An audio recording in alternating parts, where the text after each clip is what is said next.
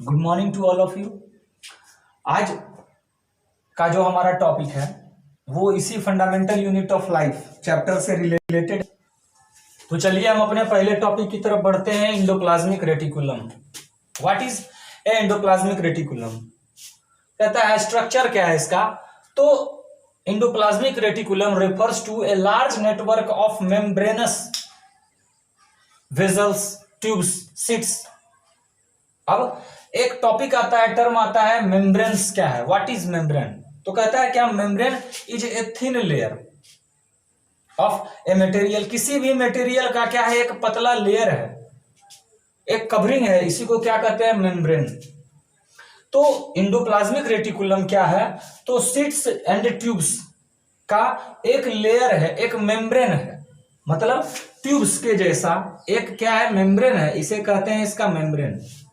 इस पार्ट को क्या कहेंगे? इसका मेम्ब्रेन कहेंगे। और जितने भी ऑर्गेन्स दिखेंगे आपको, चाहे वो न्यूक्लियस हो, साइटोप्लाज्म हो, सबके पास क्या है? एक लेयर है अपना, जो उसे क्या करता है? तो अदर ऑर्गेन से अलग करता है। अब कहता है कि endoplasmic reticulum is a network of membranes seats and tubes. Endoplasmic reticulum जो है ये एक लार्ज नेटवर्क है, किसका? मेम्ब्रेन्स का, सीट्स का। इसके फंक्शंस क्या है? What are the functions of endoplasmic reticulum? तो मेन जो फंक्शन है इसका वो है transport of materials between cytoplasm and nucleus. पहला एंडोप्लाज्मिक रेटिकुलम का जो फंक्शन है वो है कि, और इसी फंक्शन के कारण इसे कहा जाता है transport system of the cell. पूरे सेल का जो क्या है ट्रांसपोर्ट सिस्टम है वो है एंडोप्लाज्मिक रेटिकुलम। मतलब कि पूरे सेल में जो भी मटेरियल्स हैं, जो भी एनर्जी है, जो प्रोटीन्स हैं, जो फैट्स हैं, ये सारे ट्रांसफर हो पाते हैं किसके कारण से? तो एंडोप्लाज्मिक रेटिकुलम के कारण से।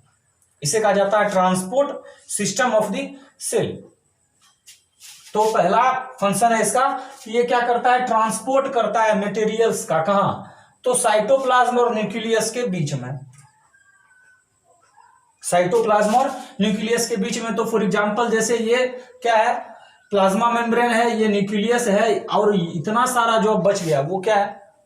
तो ये सारे के सारे क्या है? साइटोप्लाज्म है। अब साइटोप्लाज्म के पास जो ऑर्गेन्स हैं, for example endoplasmic reticulum, mitochondria हो और भी अदर, इन सबको क्या करता है? ये मटेरियल ट्रांसपोर्ट करता है। दूसरा है, और इस कारण से अगर कोई पूछे कि why endoplasmic reticulum is called as transport system of the cell, तो हम कह सकते हैं कि it is called to be transport system of the cells because a number of materials transported between the cytoplasm and nucleus with the help of what? With the help of endoplasmic reticulum. अगला topic है कि provides surface for some chemical activities of the cell. Endoplasmic reticulum क्या करता है? तो surface देता है, एक प्लेस देता है, किस लिए? तो बायोकेमिकल एक्टिविटीज के लिए। जो भी सेल्स में अदर एक्टिविटीज हमारे बॉडी के अंदर होते हैं, फॉर एग्जांपल जैसे कि हार्मोन्स का सिक्रेशन, तो इन सारे चीजों को भी क्या करता है? ये हेल्प देता है किसमें? तो बनने में, सिंथेसिस में उसका। अब कहता है कि एंडोप्लाज्मिक रेटिकुलम जो है वो है दो तरह का। पहला RER रफ एंडोप्लाज्मिक रेटिकुलम, और दूसरा है SER स्मूथ एंडोप्लाज्मिक रेटिकुलम। अब कहता है कि क्यों हम बोलते हैं इसको ऐसा? तो सिर्फ इनके अपीयरेंस के कारण, किस तरह ये दिखते हैं उनके कारण से हम इन्हें क्या करते हैं? दो कैटेगरीज में बांटते हैं, rough endoplasmic and smooth endoplasmic. अब रफ एंडोप्लाज्मिक क्या है? तो बोलता है rough endoplasmic reticulum is appeared as a rough surface due to ribosomes. Ribosomes के कारण जो RER है वो दिखता है किसके जैसा? तो रफ दिखता है। क्यों?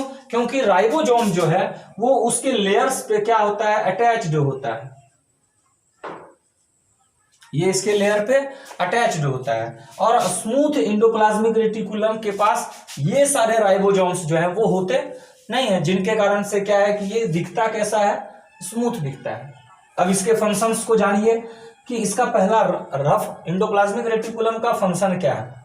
तो कहता है रफ एंडोप्लाज्मिक रेटिकुलम जो है हेल्प करता है सिंथेसिस में, किस चीज का, तो सिंथेसिस ऑफ प्रोटीन में। सिंथेसिस किसमें, तो प्रोटीन के सिंथेसिस में हेल्प करता है रफ एंडोप्लाज्मिक रेटिकुलम, और फैट्स और लिपिड्स के सिंथेसिस में हेल्प करता है कौन, तो हेल्प करता है स्मूथ एंडोप्लाज्मिक रेटिकुलम।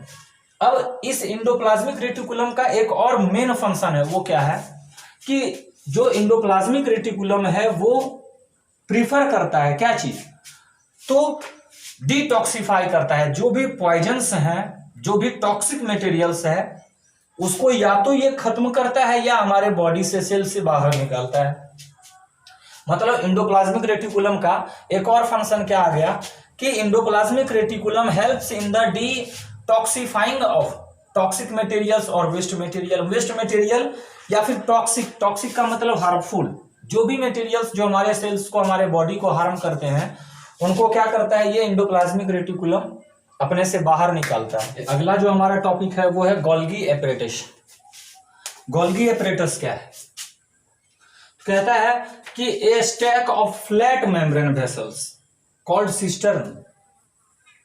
जो गोल्गी एपरेटस है उसका स्ट्रक्चर कैसा है, तो फ्लैट मेम्ब्रेन्स के जैसा, फ्लैट लेयर है इसका।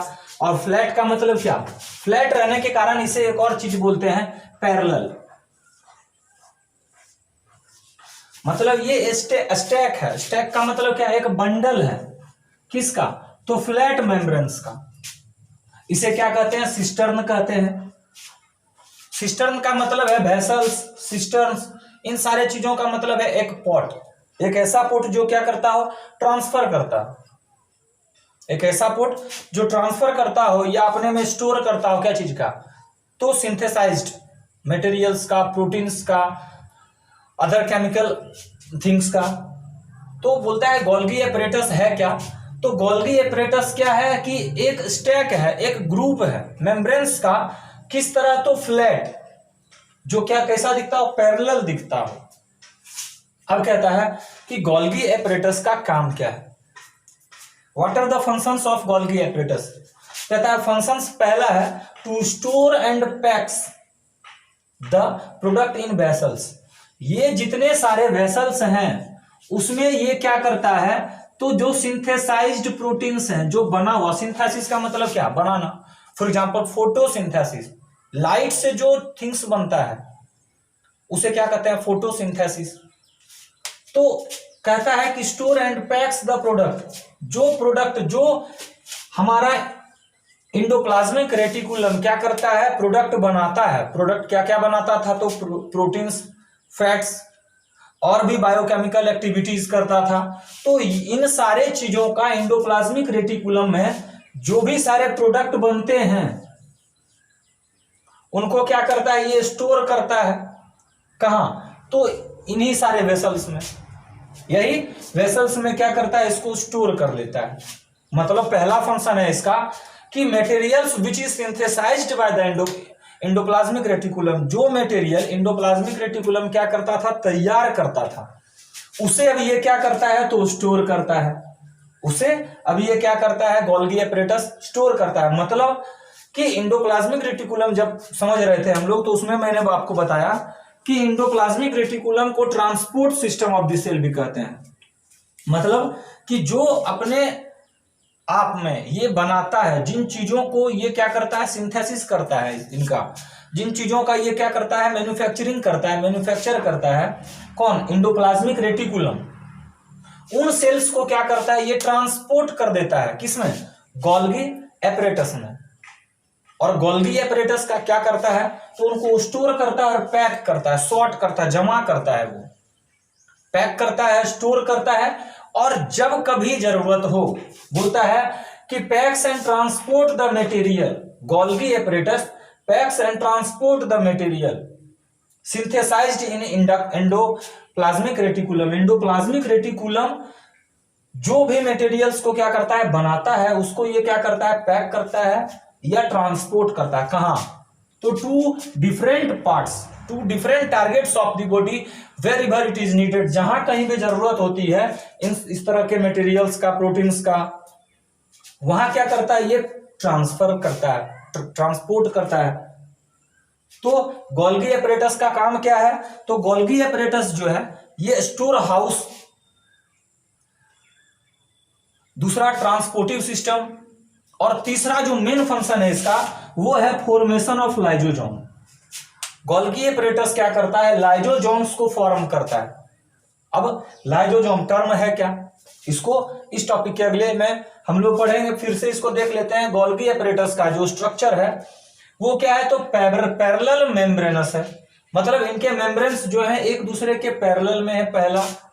दूसरा बोलता है कि अब इनका फंक्शंस क्या है, तो store, pack and transport the material synthesized in endoplasmic reticulum. जो भी मटेरियल इंडोप्लाज्मिक रेटिकुलम सिंथेसाइज करता है उसको वो स्टोर करता है, पैक करता है, ट्रांसपोर्ट करता है। चलिए अगला जो हमारा टॉपिक है वो है लाइजोसोम्स।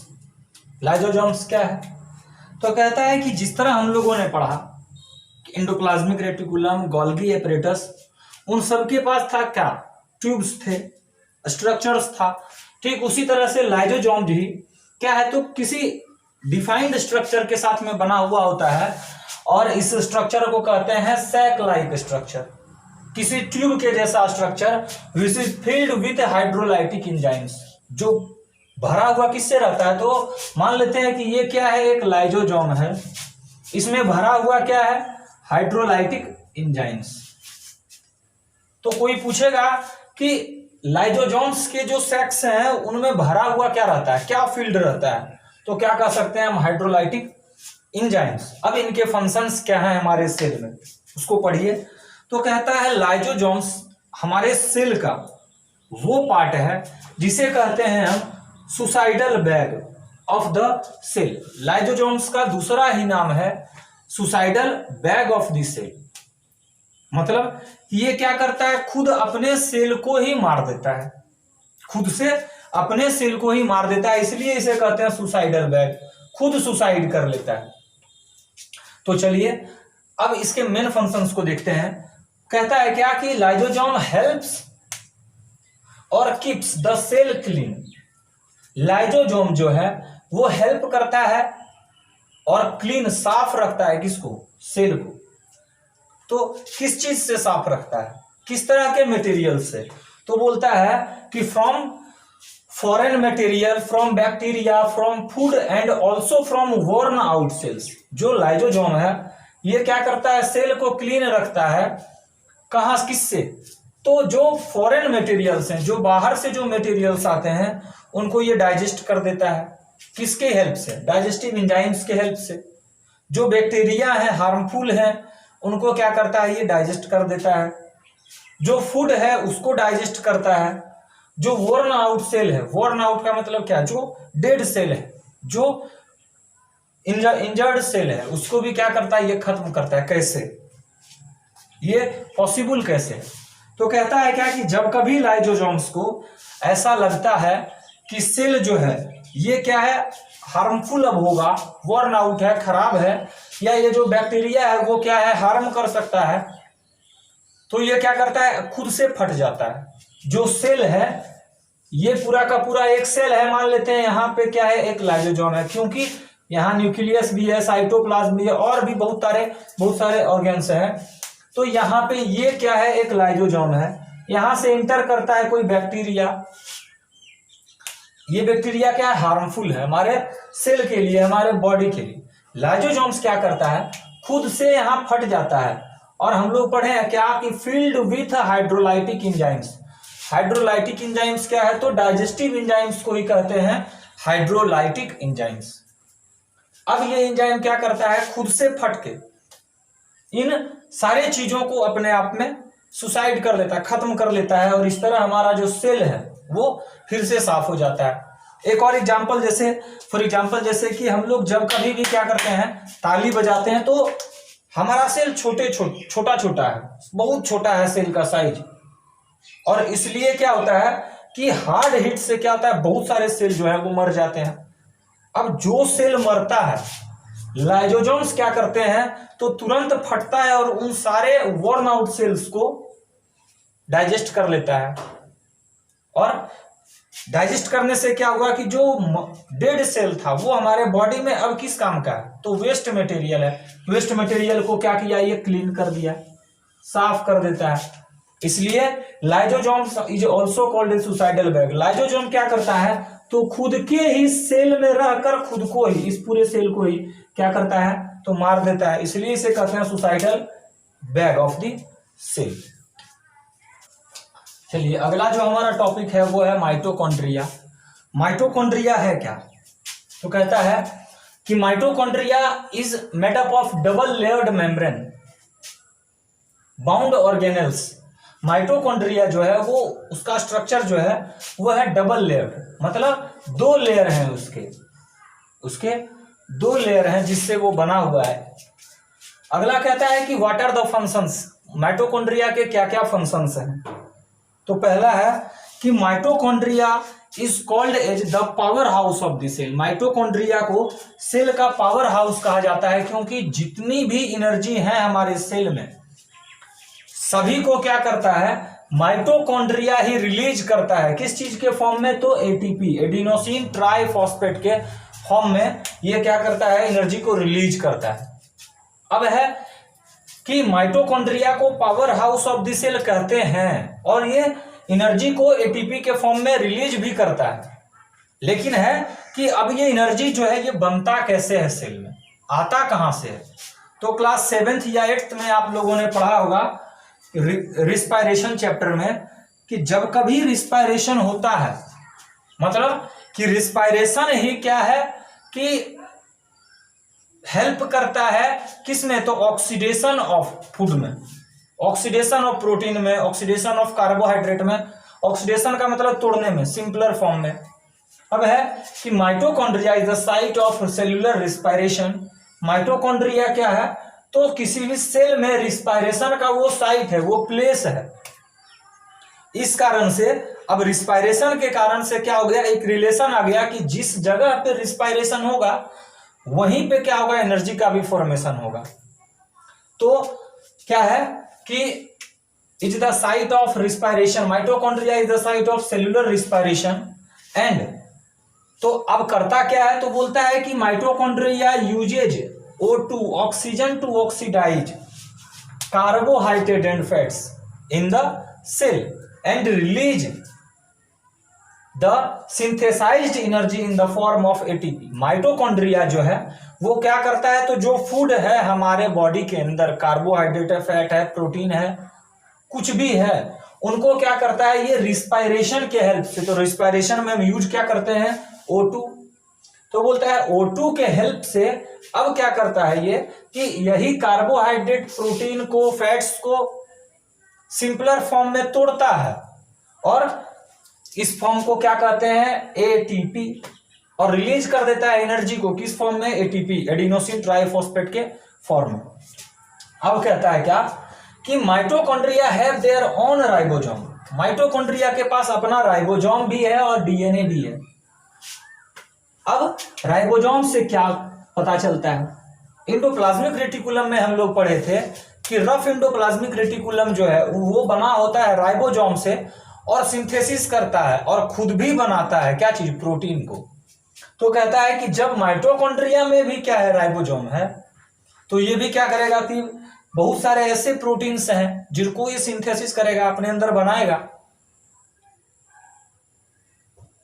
तो माइटोकॉन्ड्रिया से क्या क्या समझे हम कि माइटोकॉन्ड्रिया जो है वो बना हुआ है, मेडअप है डबल लेयर्ड मेम्ब्रेन से, पहला। दूसरा कि mitochondria is the site of cellular respiration and due to which it uses oxygen to oxidize carbohydrate, protein, fats and release its energy in the form of ATP. Mitochondria क्या करता है, तो cellular respiration के help से carbohydrate और fats को break down करता है और रिलीज करता है इसी एनर्जी को किस फॉर्म में, एटीपी के फॉर्म में। प्लास्टिड्स, प्लास्टिड्स है क्या क्या इसके स्ट्रक्चर है, तो बोलता है plastids are same as mitochondria in structure का अगर हम बात करें, कंपैरिजन करें, तो प्लास्टिड और माइटोकॉन्ड्रिया का जो स्ट्रक्चर है वो दोनों ज्यादातर क्या होता है, एक ही जैसा होता है।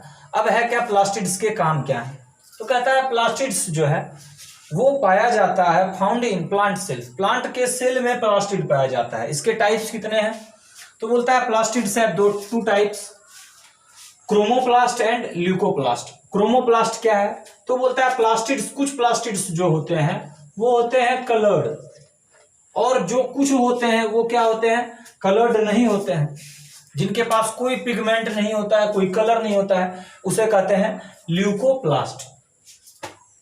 अब समझिए क्या मैंने सबसे पहले क्या कहा कि प्लास्टिड जो है वो दिखता किसके जैसा है, तो माइटोकॉन्ड्रिया के जैसा, मतलब माइटोकॉन्ड्रिया को कहते थे power house of the cell. ठीक उसी तरह से प्लांट्स में भी power house of the cell कौन होता है, प्लास्टिड्स होता है। मतलब कि क्रोमोप्लास्ट जो है वो क्या है, कलर्ड पिगमेंट है, कलर्ड पार्ट है किसका, तो प्लास्टिड्स का। ठीक उसी तरह से कहता है क्या कि क्रोमोप्लास्ट का ही एक पार्ट है, एक टाइप है क्लोरोप्लास्ट। ये क्लोरोप्लास्ट क्या है, तो बोलता है कि the green pigment which is present in the plant is called as chlorophyll. उसे क्या कहते हैं, क्लोरोफिल कहते हैं। और इसी क्लोरोफिल के हेल्प से प्लांट क्या करता है, तो अपने फूड को बनाता है, तैयार करता है। मतलब कि फोटोसिंथेसिस जो प्रोसेस है उसको कंप्लीट कौन करता है, यही chromoplast, coloured pigment, coloured pigment. अब सेकंड है कि ल्यूकोप्लास्ट का क्या काम है, what is the function of leucoplast, तो ल्यूकोप्लास्ट जो है वो स्टोरेज हाउस होता है किसके लिए, तो फैट्स के लिए, कार्बोहाइड्रेट्स के लिए और भी अदर थिंग्स के लिए।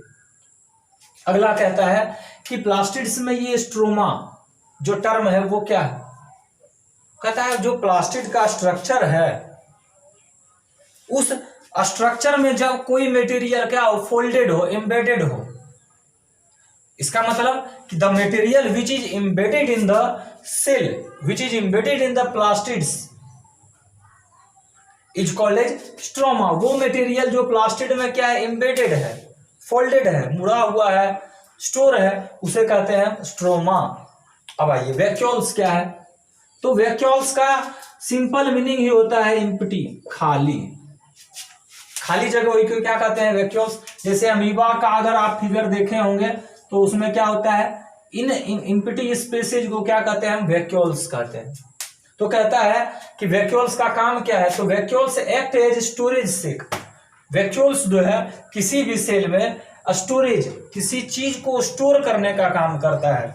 तो किस चीज को स्टोर करने का, एमिनो एसिड को, शुगर को, प्रोटीन्स को और भी अदर एसिड्स को, और भी कई एसिड्स को क्या करता है, ये स्टोर करता है। अब कहता है कि organism such like unicellular it acts in expelling excess water. जो भी ऑर्गेनिज्म यूनिसेल्यूलर है उसमें जो एक्सेस वाटर है या जो वेस्ट मटेरियल है उसको बाहर निकालता है कौन, यही वैक्यूल्स निकालता है, और बाहर भी निकालता है यही वैक्यूल्स, और अपने में जमा भी रखता है। मतलब कि हम लोग जब पढ़ते थे अमीबा टॉपिक तो क्या करता था, बाहर में कोई फूड है, इसको ये वैक्यूल्स अपने अंदर लेता था, यही डाइजेस्ट भी करता था, डाइजेस्ट करने का मतलब स्टोर भी करता था। अब जो वेस्ट प्रोडक्ट है, जो वेस्ट वाटर है, उसको अपने से बाहर भी क्या करता था, ये निकाल देता था। तो कहता है वैक्यूल्स क्या है, तो एम्प्टी स्पेसेज हैं किसी भी सेल में, जो किस तरह एक्ट करता है, तो स्टोरेज हाउस के जैसा। और यूनिसेल्युलर ऑर्गेनिज्म में जो वेस्ट प्रोडक्ट है, जो एक्सेस वाटर है, उसको भी एक्सपेल करता है, बाहर निकालता है अपने से। तो अब जो हमारा टॉपिक है ये फंडामेंटल यूनिट ऑफ लाइफ, इसके साथ, इस वैक्यूल टॉपिक के साथ क्या हो जाता है, कंप्लीट हो जाता है। और जो कोई भी प्रॉब्लम हो इस टॉपिक से या इनके टर्म्स से रिलेटेड, आप एकदम पूछिए, कोई दिक्कत नहीं है, मैं इसी काम के लिए हूं। Then thank you and have a nice day.